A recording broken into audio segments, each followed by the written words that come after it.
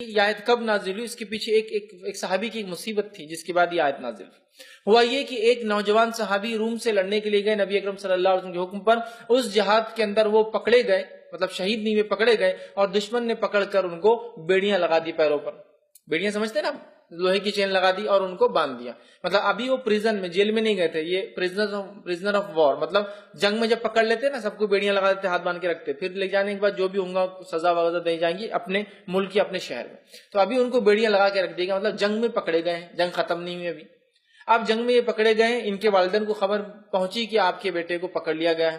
اب ان کے والدین بڑے رونے لگے، پریشان ہونے لگی، کیا کرے؟ نبی اکرم صلی اللہ علیہ وسلم کے دوڑے آئے کہ اللہ کے رسول صلی اللہ علیہ وسلم بڑی مصیبت آ گئی ہے، ہمارے بیٹے کو رومیوں نے پکڑ لیا ہے، اس کو زنجیروں میں جکڑ لیا ہے اور اس کو جو باندھ کے رکھ دیا ہے، اب ہم کیا کریں؟ نبی اکرم صلی اللہ علیہ وسلم فرمایا کہ تم استغفار کی کثرت کرو، اللہ کا ڈر اختیار کرو، تقوی اختیار کرو، استغفار کی کثرت کرو. استغفار کی کثرت خود بخود اللہ کے ڈر کی علامت ہے ایک بندے میں.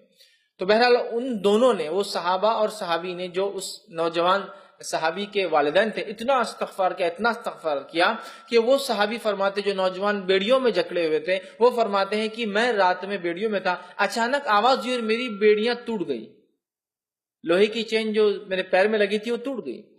ٹوٹنے کے بعد میں نکل کے میں اونٹوں کے باڑے میں بھاگا، وہاں سے میں نے ایک اونٹنی لی اور میں اس پر سوار ہو گیا. جب اونٹنی پر میں سوار ہو کر بھاگا تو اونٹ بھی اس کے پیچھے پیچھے بھاگنے لگے دوسرے، چونکہ باڑا کھل گیا تھا، میں اونٹنی پر تھا، جب میں بھاگا لے کر تو دوسرے اونٹ بھی بھاگے اور میں بھاگا چلا آیا. فجر کا وقت تھا، فجر کے وقت سے کچھ پہلے گھر پہنچے، اپنے والدین کو آواز دی، والدین بڑے خوش ہو گئے اپنے بیٹے کی آواز سن کر اور سمجھ گئے کہ اللہ نے ہماری دعا سن لی، استغفار ہمارے تقوی کو قبول کر لیا. وہ باہر آئے، اپنے بیٹے سے ملاقات کی، فجر کی نماز میں جو ہے وہ گئے، مسجد گئے، نماز پڑھی. نماز پڑھنے کے بعد جو ہے اس لڑکے نے کہا، اللہ کے رسول، وہ نوجوان صحابی نے، اللہ نے مجھے رہائی آزادی تو دے دی، لیکن ایک مسئلہ ہے، یہ اونٹوں کو کیا کروں؟ یہ میرے نہیں تھے، پورے اونٹ بھاگ کر آ گئے تھے پیچھے، مطلب ایک اونٹنی پر وہ سوار ہوئے بھاگنے کے لیے، تو پورے اونٹ باڑا کھولا تو بھاگ کر آ گئے.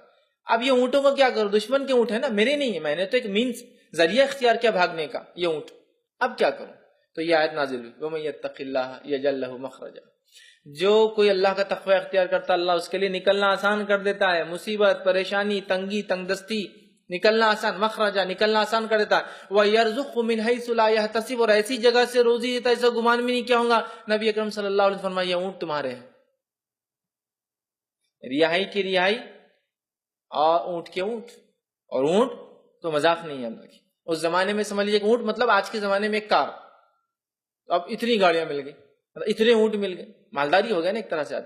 تو ایسی جگہ سے اللہ نے روزی دی جہاں سے انہوں نے گمان بھی نہیں کیا ہوگا. دو فائدے ہوئے تقوی کے، دو فائدے کیا ہوئے؟ ان کے والدین نے جو استغفار کیا، تقوی اختیار کیا، دو فائدے کیا ملے؟ ایک بیٹے کی رہائی اور دوسرا روزی، ایسی جگہ سے جہاں سے سوچا بھی نہ ہوگا. تو یہ آیت بڑی اہم ہے، وَمَن يَتَّقِ اللَّهَ يَجْعَل لَّهُ مَخْرَجًا. ہر قسم کی غم سے عبداللہ ابن عباس رضی اللہ عنہ فرماتے ہیں، نکلنا آسان کر جو اللہ کا تقوی اختیار کرتا ہے اور استغفار کی کثرت کرتا ہے. وَيَرْزُقْهُ مِنْ حَيْثُ لَا يَحْتَسِبُ، اور ایسی جگہ سے روزی دیتا ہے جہاں سے اس نے سوچا بھی نہ ہوگا. تو اگر ہم بھی چاہتے ہیں